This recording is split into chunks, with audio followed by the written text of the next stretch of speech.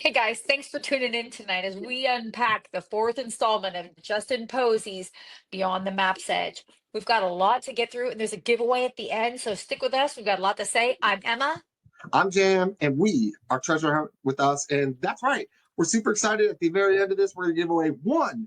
There's Treasure Inside by John Collins Black, and one Beyond the Map's Edge by Justin Posey's books as an appreciation to say thank you so much for subscribing to us. Speaking of which, like, comment, subscribe, and if you feel like it, email me and Emma at comments at Just him. Treasure It's Hunt all with us. about him. Email us. Sorry. Well, I respond to a lot of the emails. So comments at I respond treasurehuntwithus.com. to a lot of emails too. Oh my You do. gosh. You Yeah, do. So we that's do. my bad. Well, and speaking of email, I will tell you, we really feel strongly about Gracie's. I'm boots on the ground in Montana again this weekend.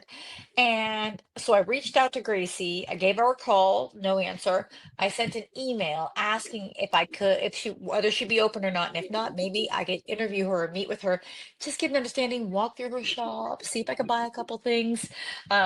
There's a lot to be had there, and we feel like she's missing an opportunity. We just want to bring her attention to it.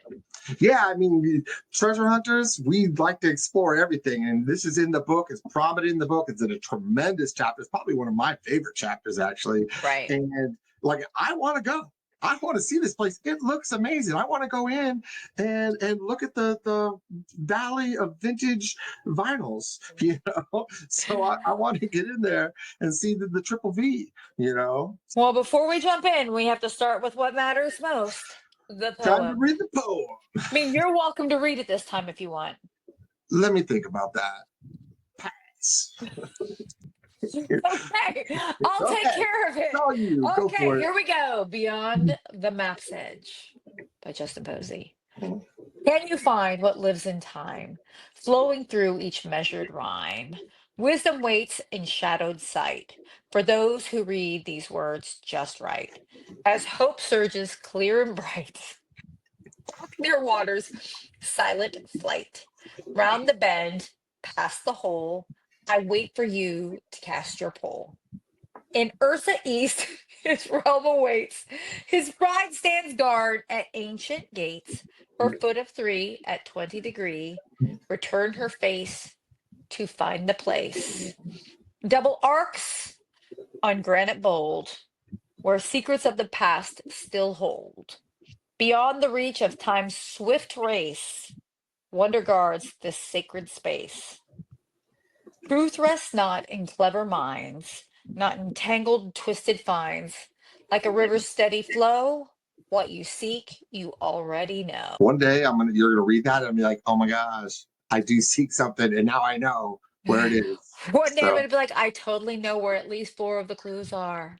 yeah, I think we got a little bit more than four, but Come on, it's fun definitely to just say four. I could have said three, which is the theme of tonight.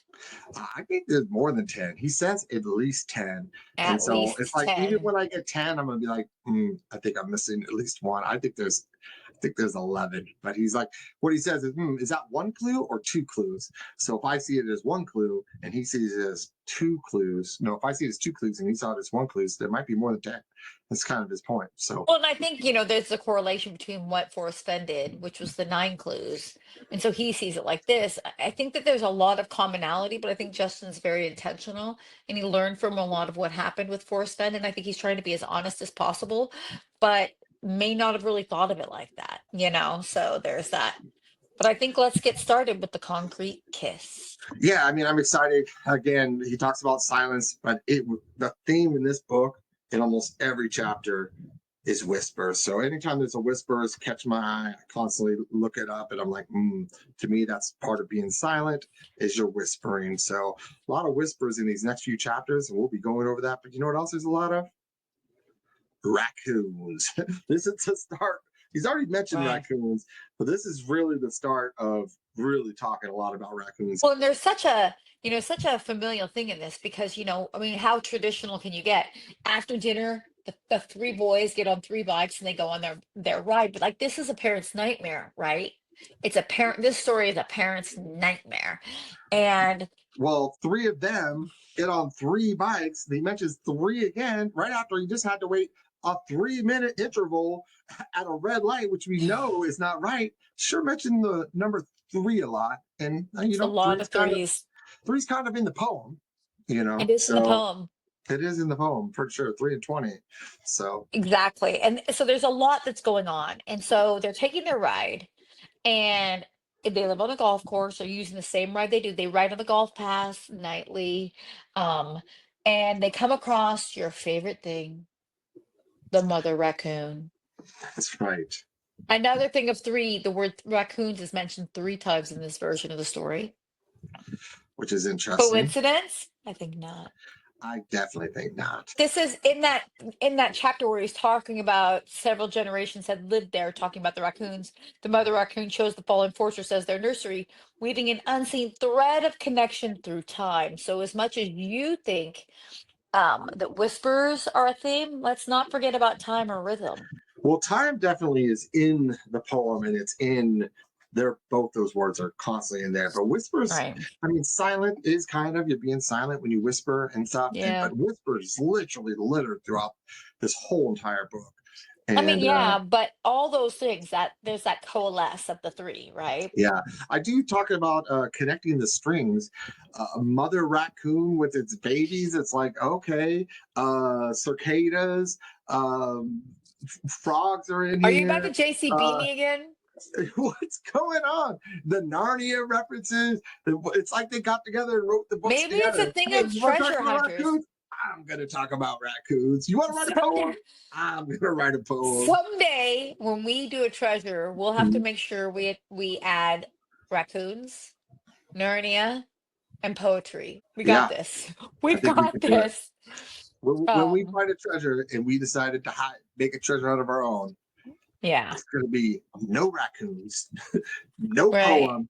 It's going to be boring, probably. People are going to be like, "Where's my raccoons? I I didn't feel get like they didn't raccoons." even have any raccoons. It's I so know. second I know. rate. Yeah, I think raccoons. Actually, I saw someone post like a statue of a raccoon on the ground, and I'm like, it's gonna be like underneath that. You got to dig underneath Right. that It's raccoon or something interesting like that that. you say that because I think as we get deeper into these chapters, I'm starting to see more and more things that make me wonder, is this buried?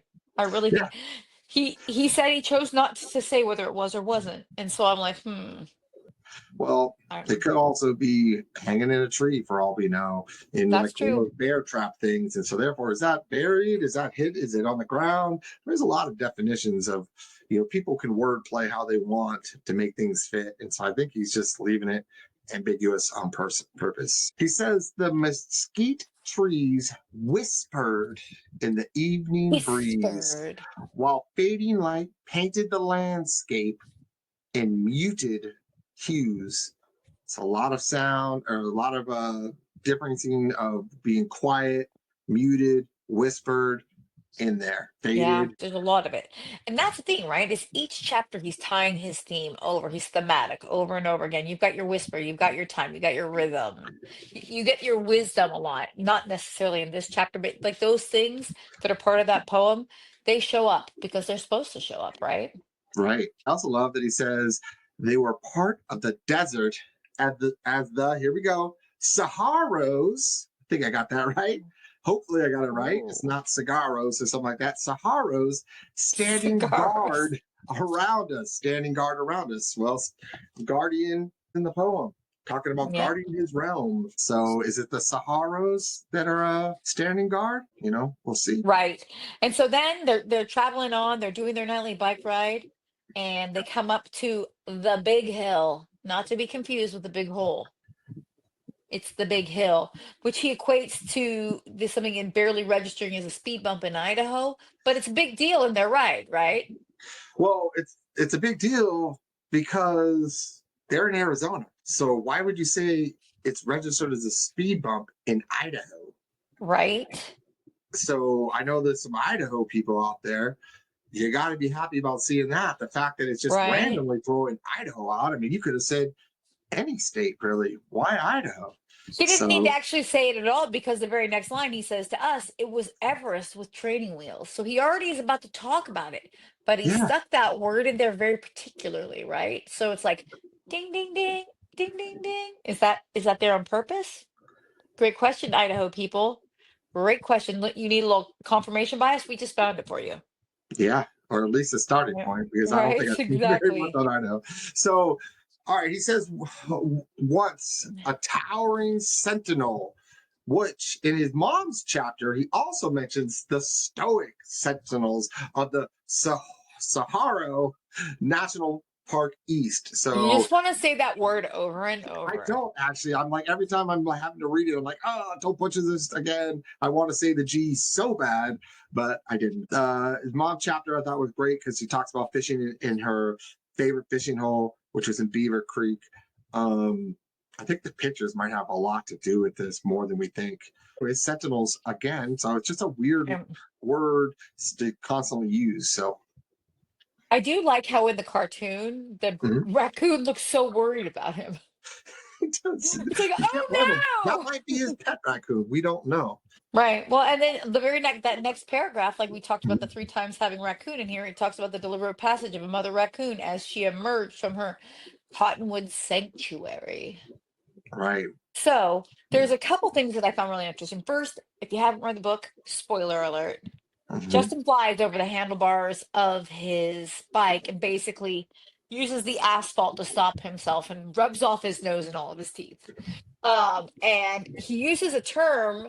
Uh, what followed was less a landing than an archaeological expedition. And I find that he uses the terms archaeological this or archaeological that over and over and over. That's another word we need. And that's one of the reasons I'm really starting to wonder if he's telling us it's buried. Or you're gonna have to dig just a little bit at least to find a hidden treasure, right? Yeah, I mean, it could be. I So mean, the fact that he wouldn't even say if it was buried or not, I mean, or not yeah, buried. To me, yeah, you would say it's not buried. That's an easy thing to say, but maybe he's yeah. worried that whether through Well, time it'll start and to to become your favorite unburied. point, Mhm. JCB is hidden, not buried. It's hidden, not buried. And so the fact Yeah, that he said he's not comfortable with this telling us that. And then there's just, I'm starting to find notes of this is buried. Like archaeological is another example. And then we've got some other chapters coming up or stories coming up where it's like the same theme about digging and stuff like that is coming. And I'm just like, are you preparing us for something? I don't know. We'll find out. We'll be boots on the ground to look. So, yeah, but his teeth all his face is all messed up. His teeth are all messed up, and his dad is terrified. Leaves Brandon sitting with him and runs home to grab his truck. He literally drives on the golf course. And if you live on a golf course, I live on a golf course. If you drive on our golf course, the fine is outrageous. Yes. But when your baby's hurt, you don't care about the fines. When there's an emergency, you don't care about the fine. More importantly, that's when he says something really interesting. He says, while kids' dads might respect private property laws, his dad not so much. his dad's not so much. His dad not so much, which is interesting, right? Because he's hiding the treasure, and we're everything we do every time before we go out. What do? We check property lines. You have to check property laws. What's the? Is it an MPS? Is it this? Is it that?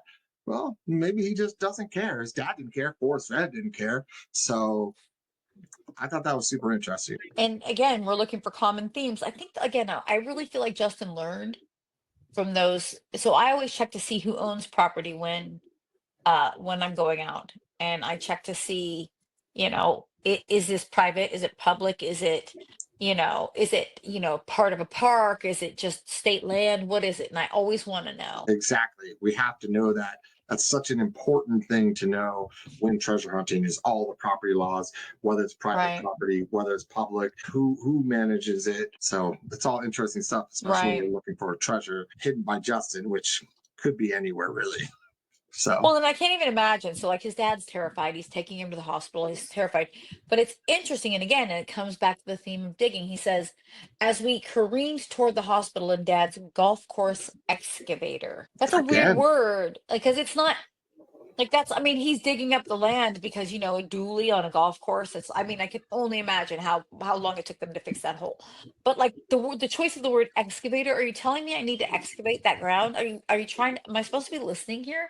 I feel like maybe is the answer. yeah, I mean, I don't think you're gonna have to do what the hearse did, dig it No, all up, blow it no. up, and stuff like that, trying to move a rock. But it definitely could be uh, buried a little bit, at least a little Right. bit, because Absolutely. it does mention that kind of a lot. I did like the way he said on the way to the hospital, he noticed an unusual silence from the middle seat. Yeah. He said branded words came barely above a whisper. So I thought those were interesting because he's mentioning being the silence, the And again, a whispering. fragile thread. Yes. And of course, what did he whisper? Is Justin gonna die? So That's sad. that's gotta be rough, right? Can you imagine? Your brother's worried about you possibly dying? No, I mean, I can only imagine how scared Brandon was because when your brother's hurt, Well, how it's scared terrifying for you you too. must be, right? If you also hear Yeah. someone say you might Yeah. your You're like, name I'm and gonna die in die? the same Yeah. sentence, yeah, that's He gotta be wasn't super expecting it. scary. He says his nose would remain a stubborn souvenir of my ill-fated flight. So I thought, it was interesting. Like I said, he wasn't very graceful, but like they get a police escort because his dad's going so fast, they get pulled over by a cop. And how the Posey's always ready to prove his speed. But I mean, this point, all the cop had to do was see him, and then they got a police escort. And I really kind of found it interesting because he's talking about the recovery and when he's at the hospital and he says multiple skin grafts had turned me into a human patchwork quilt. It's just such a unique way to talk about it. Um, and then his nose had a little bit of a afterwards. I always find that I always thought, I mean, goodness, his teeth are so beautiful. But now that I read that he picked all of his teeth back up off the ground, that explains things. They're probably all crowns, but they're stunning and beautiful. I think the main last piece is when you learn the three vital truths. You're welcome to read them. Yeah, I mean, the number three again, vital truths that day. Gravity remains undefeated. Pavement makes a poor pillow, and my guardian angel deserves hazard pay. It's fair. I mean, the same could have been said for me growing up, so I totally get that. It's a good chapter, but I think that that's a chapter filled with rather than clues. I think it's a story with direction, right? I didn't grab a ton of clues from that. I think it was thematic, and I think it was again sending the underlying theme of the potential of the need to dig or excavate. Yeah, I mean, there was a lot of, first of all, it has the raccoons, it has the number three a lot, it has a lot of whispering and time and silent.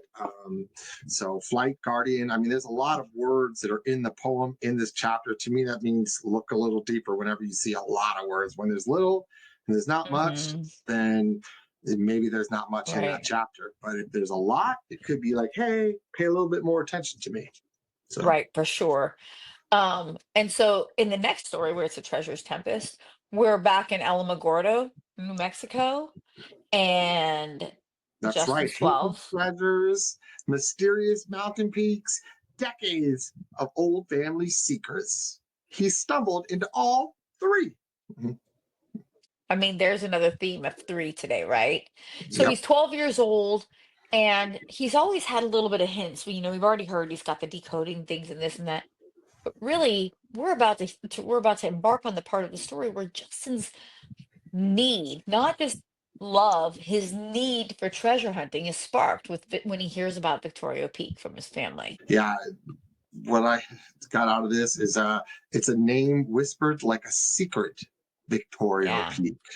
So Victoria again, Peak. whispered You Victoria, mean Victoria? Yeah. Victoria Peak. Yeah, Yep.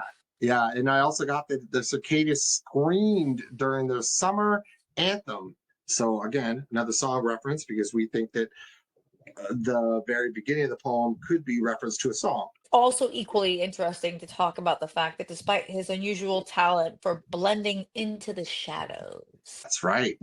curiously yanked me forward. So here he is kind of hiding in the background, listening in, right? As kids did. I mean, that's what they do. They want to, at 12 years old, you kind of want to be an adult so bad. I mean, I think our mom used to call it a tweenager. You're not a teenager and you're not a kid anymore. You're between them. You're a tweenager. Um, and he heard that there's hidden treasure. There's a hidden treasure. And That's right. He or shouted it actually. he Shouted it shouted it that it was out. a hidden Sorry. treasure, and the adults fell silent.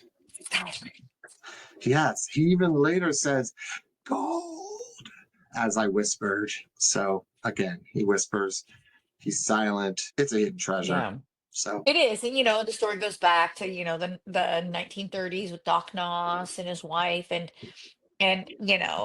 Uncle Hiram is like, he's instigating it. That dang uncle, he's like, oh yeah, you got to want this treasure, you got to get in there, right? And Doc was no ordinary fella, and he was a jack of all trades, a real character. And so he romanticizes this treasure, right? From the get-go. So his first taste of treasure is one that's like laced with all of this. It's there, it's real. And I just think that like it set fire to his this part of him that needed something, right? right. I mean, he especially since he says the doc discovered a massive treasure trove of gold bars, ancient coins, and jewels. And as you know, with this treasure hunt, that's kind of what he put Gold in. bars, He literally ancient put gold bars, coins, and ancient coins, and jewels. jewels. Yeah. So he talks about Yeah. Uncle Hiram. He dropped his voice into a dramatic whisper. I mean, it's kind of counterintuitive, right? You can't go, I'm whispering. Dramatic, or Right. it's more like, I'm whispering. I don't know. I don't know how to do a dramatic whisper. So, Well, and it's almost like they egged him on. I feel like he comes from people who wanted to be part of something. They're thinkers, right? Posies are thinkers. And so even his grandpa gets involved and he's like, some say it's Apache treasure. Claim Spanish explorers left it.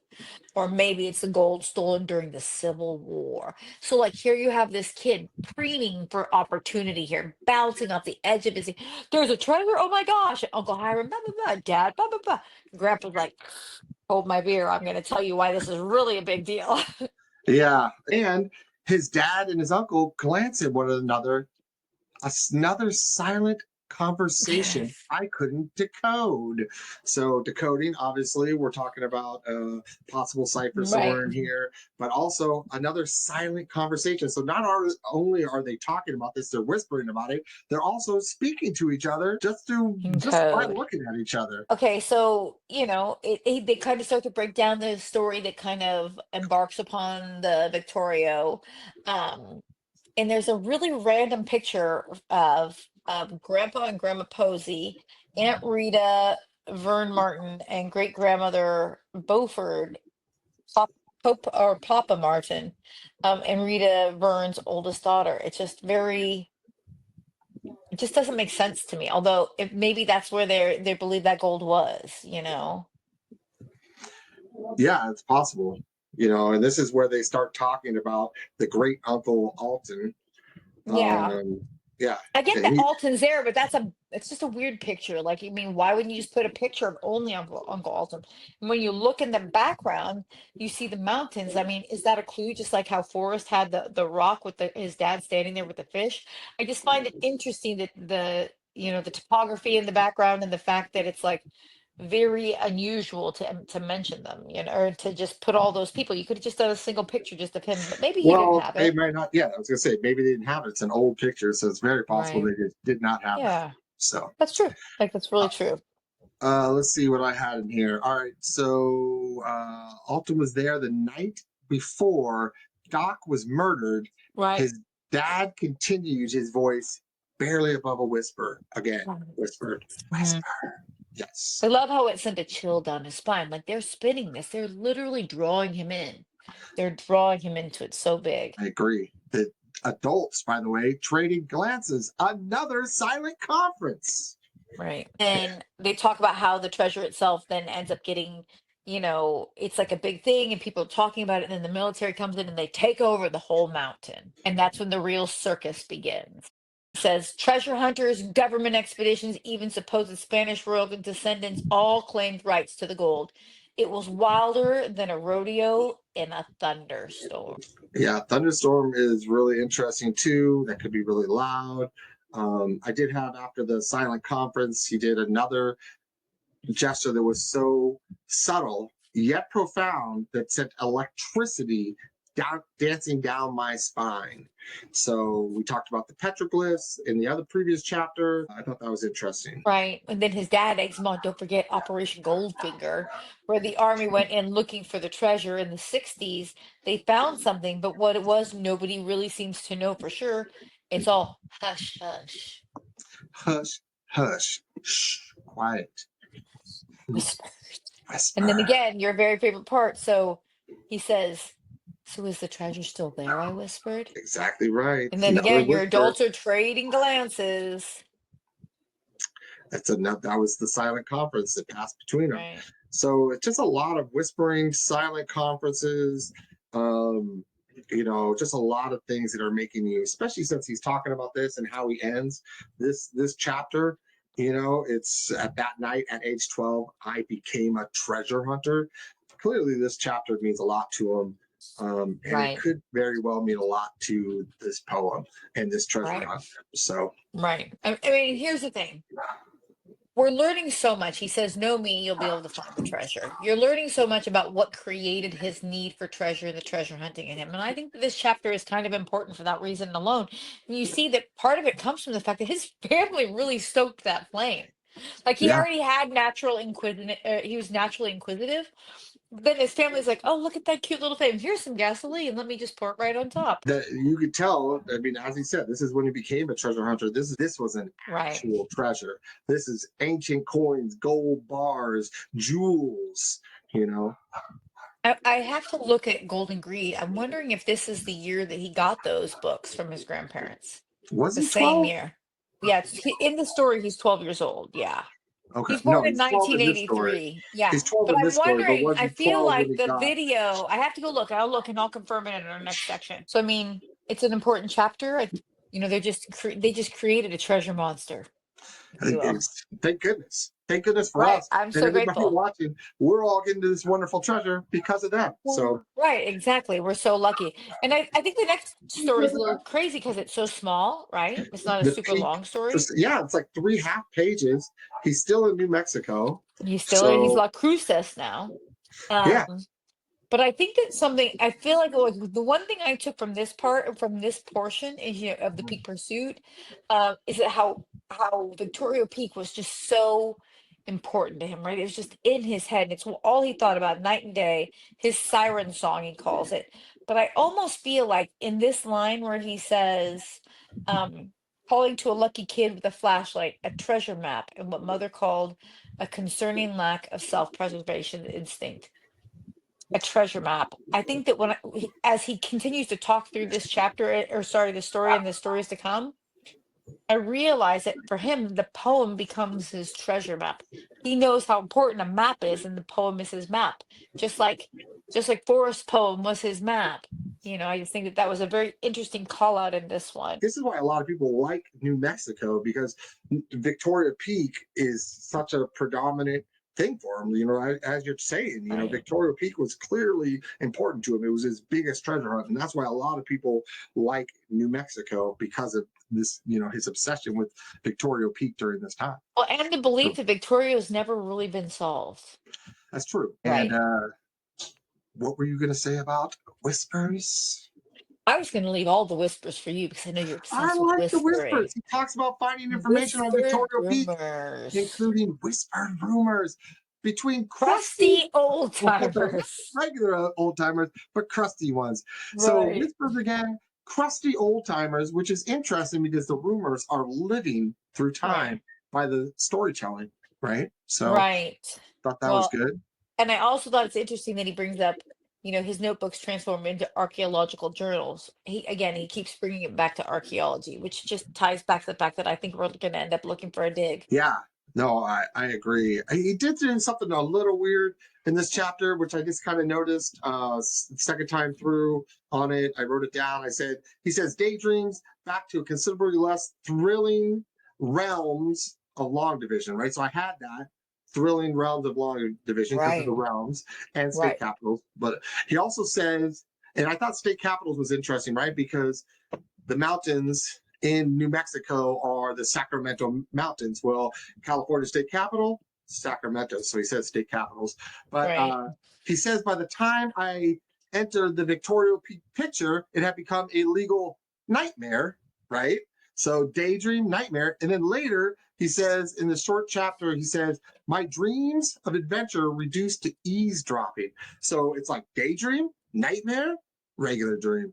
So I thought Well, that was a and little to weird. your point about the state capitals, I Yeah, believe on the map all the capitals are noted with the exception of Oregon, which he says on his site is just a miss. It's it's not a misprint. intentional. Yeah, yeah. But He every other corrected that, state capital is listed with a star on the map.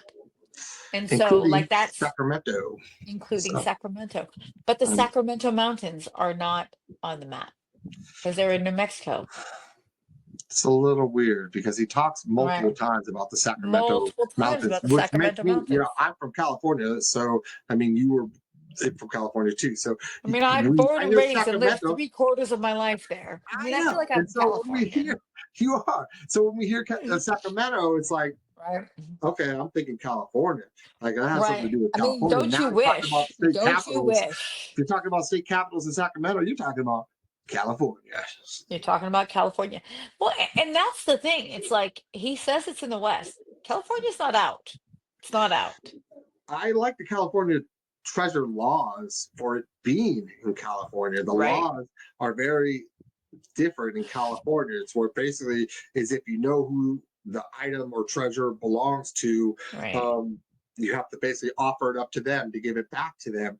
And if you don't, then, or if you don't know who it is, then you have to, they have to hold on to it and put an announcement out and stuff like that for like 30 days. Well, don't you have only 30 days to get the treasure? So the California Right. treasure laws kind of line up a little bit that it could be in California. Yeah, I mean, like a lot of this is kind of about how he goes back into the legalities of the fact that the Noss family has been trying so hard ever since the military came in and took over the mountain. The Noss family has been trying to get back to this location. So as he's eavesdropping, um, he hears that they've won. The Noss family's won, and now they're going to be allowed to go up. And he's just so excited, only to find out adults only.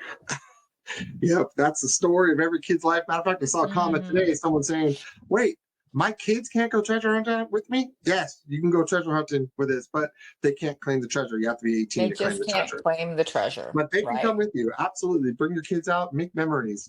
So it should be fun. And I love how he calls it his gold fever reached new heights when dad Yes. somehow finagled an invitation to the Ovid-Noss family partnership. So here, that's how entangled this family is. Like that's how far his treasure hunting goes back. His family is part of the Vittorio. That's a big deal. Like that's a major hunt, for that lost treasure. I absolutely agree. So I also thought it was interesting that he says the government was presumably humming, this land is your land, which Presumably. humming, rhythm, music could be Hmm. something, could be something. Themes. Themes are the theme of the night. Themes are the themes of the night. For sure. So then he gets absorbed. He talks about how his dreams are just crushed when he finds out he can't go, right? Yeah, And he's sulking on the sidelines. More I feel dreaming, it. more eavesdropping. But then he says, childhood dreams, they don't die easily. They smolder like embers in a campfire, waiting for the right gust of wind to bring them back to life. And sometimes they ignite the most spectacular and spectacularly ill-advised fashions. And that's just kind of what happened. He watches the adults finish the meeting and they're buzzing around. Um, and they're going on and on and on. If they wouldn't let him join their treasure hunt, I'd just have to launch my own. And I what a love it. crazy way to end that story. But it's like little did he know from that age to now, he really would launch his own treasure hunt. Yeah, I mean, clearly it was like if I can't be a part of it, then I'll just do my own. So that's Yeah, what we did as a kid. So, we did. I as can't even growing up imagine. I as can't even talk about the brother number of and them. sisters, for people that are joining us late, we are brother and sisters. So, Right. Thank yes, God you said that. Thank yes, God you said that. The number yes. of people who are like, yeah, we're brothers and sisters. They're like, so you're married? No, No, we no, are we're not not. married. Because that's Yes, not legal and that's weird. yes. So, no. So, great chapter. I think we are out of time. So, Right. Well, we got through well, another three. So we're jamming along. So We're jamming along, and there's a lot there. I think again, this is another information. It's another information story, yeah, but I think that there's two really big pulls out of this one. Number one, Justin wants to hide a treasure, and he's telling you that the treasure map will be the poem. So I love that. But I also love to give away books, and we have a couple books behind me. We're going to give away one of each of those. But before we do that, I have to tell you that this content is not sponsored by YouTube or JCB or Justin Posey. We are solely responsible for the contest and delivering the prizes to the winners. Unfortunately, at this time, we can still only include winners in the United States, and we'll continue to work on that, but we haven't gotten it mapped out yet. Here's how to enter. If you'd like to enter our giveaway, down below, please comment Posey to enter the Beyond the Map's Edge book contest, or JCB if you'd prefer to have a treasure inside. We also would hope that if you already have a book, you only comment for the book that you don't have. So if you have JCB's book, there's treasure inside, only comment for Beyond the Map's Edge. Or conversely, if you have Beyond the Map's Edge, only comment for there's treasure inside. So for the Beyond the Map's Edge, you want to comment Posey, and for there's treasure inside, you want to do JCB. And we want to make sure you comment by Monday, the 28th of April at 10 a.m. Pacific Standard Time. We're going to go ahead and draw two comments, one for each book from our comments, our YouTube comment section, and we'll post it as a reply to the comments of the winners. We want to wish everybody good luck. The official rules is number one is it's free to enter and win. Number two, the contest opens as soon as this is posted. Number three, contest ends again 10 a.m. Pacific Standard Time on Monday, 4/28. And we'll give you, if we select you, we're going to give you 7 days to get to respond to us. So comment below, Posey or JCB. We yeah, want to give you a book. And when I'm back on Monday, I'll get those books shipped out to you. yeah. And you can put, if you don't have either book, you could put a comment JCB and a comment Posey. Yeah. And have a chance to win either or. But just to say, one more rule too is you can only win one. So if you win one, and then I run the next one, you can't win them both. You can enter them both, but you can't win them both. We want to try to help as many people as we can. So right. And the winners will be random. So we're going to put it through a randomizer. You know, we're gonna when you comment, we'll drop each of the comments into a randomizer, and we'll pull two people randomly, and we'll get you a book because we want you to treasure hunt with us. And sometimes we know you can do it. You can only get so far without the books. Now, when you get one of these books, we're unpacking it. You'll be able to unpack it with us. that's right. That's how we do it. Well, again, comment, like, subscribe. Don't forget Posey or JCB. We're really excited to see who's going to win, and we'll see you in a few days. Have a great day. Bye, guys.